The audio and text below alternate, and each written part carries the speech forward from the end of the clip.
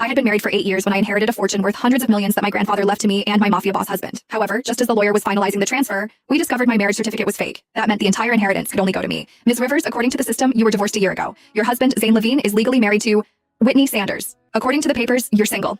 In other words, Mr. Levine has no right to claim the inheritance. Whitney, the woman Zane had once loved before she went abroad, the one he never forgot. I stared at the lawyer's message, unable to accept it. All of Zane's affection and tenderness over the years had been nothing but a lie. I had planned to tell him on our anniversary that after 8 long years of marriage, I was pregnant. It was the miracle we had both been waiting for. Yet it seems like he had never really been looking forward to it at all. As I gently rested my hand on my belly, I told myself that even if my twins grew up without a father, they would be just fine.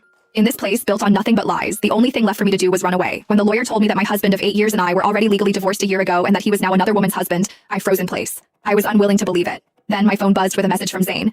Baby, I just got back today. I picked up the newest handbag for you. I've got a work matter to finish and then I'll be home to spend the evening with you. My heart was pierced by the sharp lie as I read the message. If it had been before, I would have been thrilled. He always brought me gifts whenever he came back from a business trip. This time I was standing in the airport lobby, waiting to surprise him. Instead, I was the one who got surprised. From a distance, I saw a familiar figure emerge from the gate. He was tall and broad-shouldered. His black suit made his imposing presence stand out even more. Yet there he was, gently holding a woman by his side. His gaze was brimming with affection. That woman was glowing with happiness, her belly round with pregnancy. It was Whitney. Agony twisted through my chest, leaving me trembling. We had grown up together. We were childhood sweethearts who had never been apart in 28 years.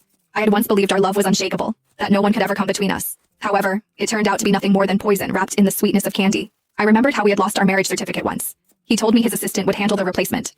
I even signed some kind of paper back then. As I recalled it now, that must have been the divorce papers. The thought stabbed through me like needles. I clutched the bouquet I brought for him so tightly that my nails dug into my palms. I gave him one last lingering look, then turned around and dropped the flowers into the trash can. Back home, I collapsed, feeling drained. It was as though my soul had been ripped out of me. In a daze, I walked into the bathroom and without even knowing why, reached for a pregnancy test. 2 bright lines appeared and all I could think was how cruelly fate had toyed with me. 3 months ago, I went alone to the hospital for my 12th round of IVF. We had never been able to have a child all these years. He always told me it did not matter and that even without children, he would give me all his love. The previous attempts had all failed. Hope crumbled into despair each time. Yet I still longed for a child. It would be living proof of our love. 6 months ago, while he was away on another trip, I used the frozen samples we had saved to try one last time. Just yesterday, the doctor told me it had worked, and the fetuses were healthy. I was over 3 months along, and they were twins, a little boy and a little girl. I had planned to surprise Zane with the news on our anniversary. However, it turned out that he was already fathering another woman's child. No wonder he never cared much about whether we had kids of our own. He already had another family elsewhere. Suddenly, I heard footsteps outside.